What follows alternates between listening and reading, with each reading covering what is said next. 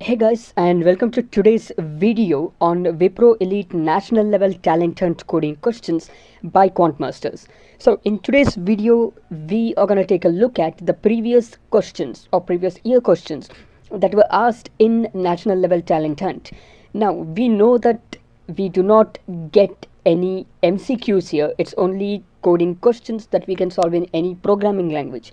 That is C, C++, Java or Python. So we're going to take one of the previous year's questions and we're going to try solving the same. So I'm Shashank, your technical trainer for today from Quant Masters. So let's begin solving one of the previous year questions without any delay.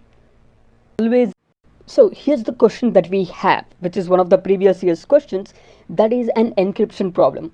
The question goes like this: Bob has to send a secret code S to his boss. So they're stating that the secret code will be the first input, which is termed as S. Followed by this, he designs a method to encrypt the code using two key values. So the input message is the secret code, which is indicated by the letter S. Followed by this, there are two key values, N and M, which the user will enter, or in other words, which Bob will enter in the formula below. So the formula that they have given is within brackets as stated there, that is S to the power of N mod 10 to the power of N mod 1,000,007 or something similar to that. So we need to write an algorithm which takes three inputs, that is S, N and M, and encrypt the code using the following formula, and that is supposed to be the entire code. So our input here is supposed to be three arguments. That is, the first being the secret code that Bob should encrypt, the second being the integer N, and the third being the integer M. So they are stating that it's in this order. So when we read the input, we have to read it in the same order. So let us remember, students, we need to read this in the order S and then N and then M. Please do not read it in any other order. So followed by this, the output should be one single integer. They're stating it should be an integer, not a float value. So we should note that we should not print it apart from anything else than integer. So we should just print the result of the formula given in this particular slide, in this middle equation. That formula we should take up and find the result and print the returning integer. So the conditions they have given is the given secret code can be anywhere between 1 to 10 to the power of 9, and the value of N and M can be anywhere between 0 to 10 to the power of 10. So they're stating all of these are non-negative values. This is something important for us to note here. So students, let us try to understand this in detail once. So let us observe this, students. Here your secret code is between 1 to 10 to the power of 9. Now here's the thing we should note. If you store all these values in just an integer, we know that an integer in a 16-bit compiler takes only values between minus 32,767 to 32,768. It does not take any other values, but we are supposed to store a value up to 10 power 9, which cannot be stored in integer. So even if you use the right logic for this program, but you give a value, as in you store the value in an integer called S, an integer called N and M, any value more than 32,768 will be recycled between these ranges. So the value that you enter, even though you do everything right, even though you use the formula correctly, since you're storing it an integer, you will lose the program, because the test case here will make sure that it will enter a higher, larger value. When it enters a larger value, since it cannot be stored in your integer, you're going to lose that test case, hence losing marks. So we will make sure that instead of storing in int, we're going to store the result in longend. And when you store result in longend, which stores much higher value. So this is the range of a longend, which stores from negative this huge value to positive this huge value. So we can store the given numbers within the same range. But if your number is higher than that, let's say for instance, because we are not storing any non-negative values, we are not storing any negative values, we are only storing 0 and positive values. So we don't need to store any negative values at all. In that case, instead of making it just long int, we can make it as unsigned long int. This will make sure we can store from 0 to a very huge positive value only, which is this particular value. And if this value is still smaller than the range, instead of just long int, we can always take within our input as long int. Long int takes a much higher value than just long int, and if you make it unsigned, it will store only positive values as well. So the key to solve this program, even though the formula is simple, the formula is very simple, where you just have a multiplication, a power and modulus and so on. The key is, if you store them in an integer, no matter how right your program is, it won't be accepted, because when test cases are entered as huge values, it will always fail. So we need to use a data type which can store much higher values. That is the reason we use unsigned long int instead of just int. So let us take our new data type here that we have just got to know as unsigned long int. Unsigned means that it can store 0 and positive values only.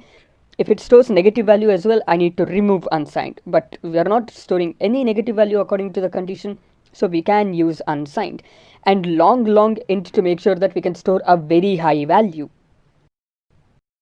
So if you would want to know the size of it, as we know, integer generally takes 2 bytes in a 16-bit compiler.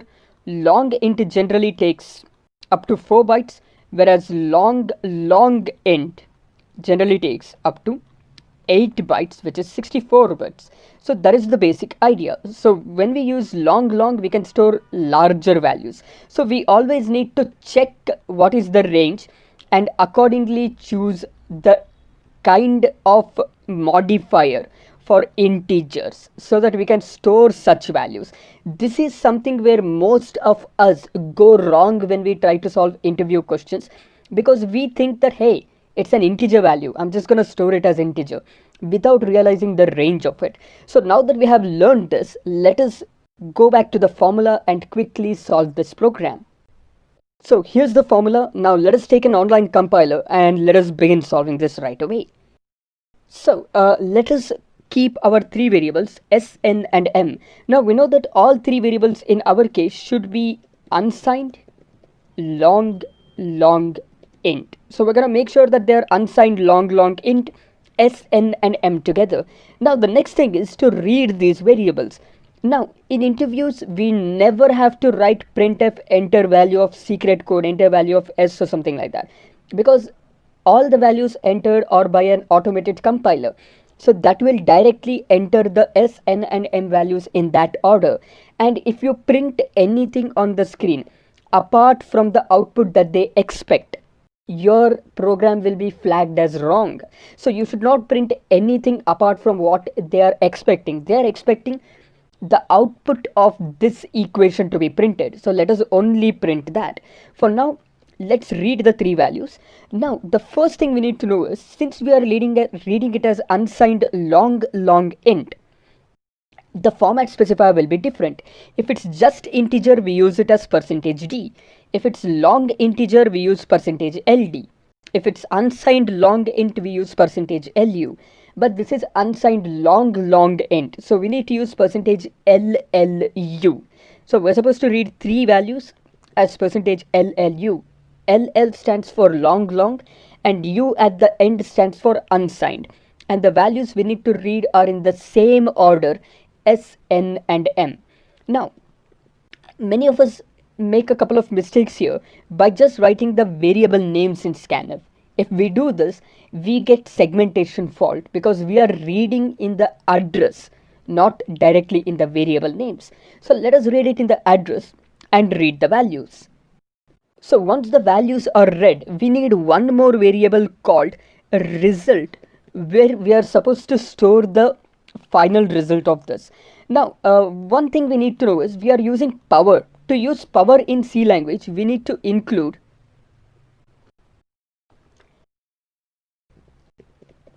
math.h. So let us include math.h here, and by this we can perform power functions. Now let us go for the innermost bracket. The first thing we need to calculate is s to the power of n, and we need to perform modulus by 10. So let us perform the same here. So to perform power of a comma b, whenever you need to perform a to the power of b, the formula in C language is to use POW of a comma b.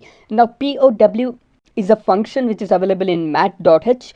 We are basically using that, and we use base comma exponent. So a to the power of p is calculated as power of a comma b. In our case, we are supposed to calculate s to the power of n. So let us do the same as POW of s comma n. This is done. Then the next thing we need to do is mod 10. Let me perform the same thing up next as mod 10. This will give us the innermost bracket result. So let us store that in result for now. Once this innermost bracket is done, let's now go for the second outer bracket. Now we have to perform power to the, that is, whatever is the result that we have obtained in the innermost bracket, which we have stored in result, to the power of m. So we'll just take result is equal to result comma n. We need to perform result to the power of n, so I'll use POW of result comma n. Now this finishes our second inner bracket as well. Followed by that, our next work is to perform modulus with this whole value. So you can even do result equals result modulus this entire value separately at the end here, and then print it. Or if you want, all these three statements can be combined in a single statement by using brackets, just like it is done here, and it can be solved as well. So all that we need to do once these steps are done is to print the result as its long unsigned value, because note, result is an unsigned long integer. So we need to print it not as %d but as %llu. But when you run it now, you will get an error. That error is that it states power will always return double value. It states power always returns double value, whereas 10 is an integer value. You cannot perform modulus between a double value and an integer value. Modulus can be only performed between two integers. So we need to convert the result of power to an integer. Always note this, students, power will always return a double value. And when you need to perform modulus, you cannot perform modulus between double and int. It can only be performed between two integers. So we have to convert this power into an integer. So students, if we look at this question now, all that I'm making here is, instead of performing mod 10 here in the same statement, I'm not going to perform mod 10 here.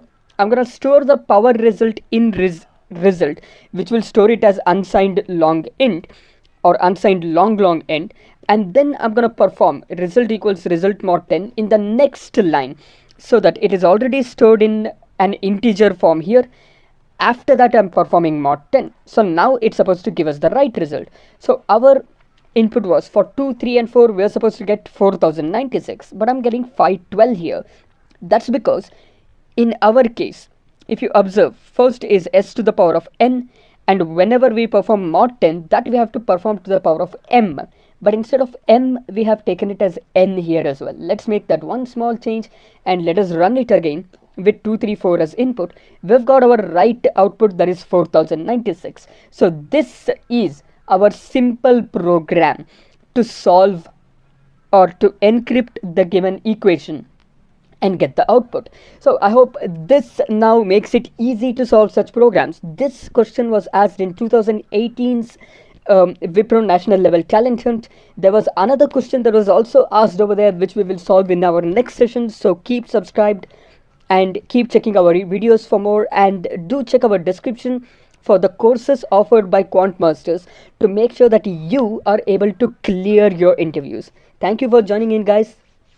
Have a nice time.